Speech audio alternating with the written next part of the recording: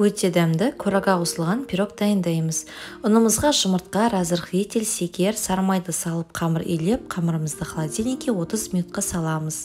Курагамыздың үстіне суымызды құйып, секерді салып 15 минут қайнатып, кейін блендерден өткізіп пюре жасаймыз.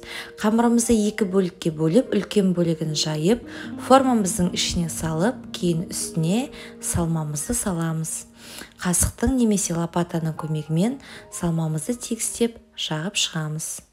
Қамырымыздың кішкене екінші бөлігін жайып, ұзынша етіп кесіп, пирогымыздың бетіне қойып, кейін жұмыртқаның сарысын жағамыз. Өз қалауларыңызша пирогтың бетіне фисташка ұны немесе фисташка орехын сеуіп шығуға болады. Пирогымызды 180 градуста шамамен 30-35 минут пісіреміз. Суығасын формамыздан шығарамыз. Міндетті түрде дайындап көріңіздер, астарыңыз дәмді болсын.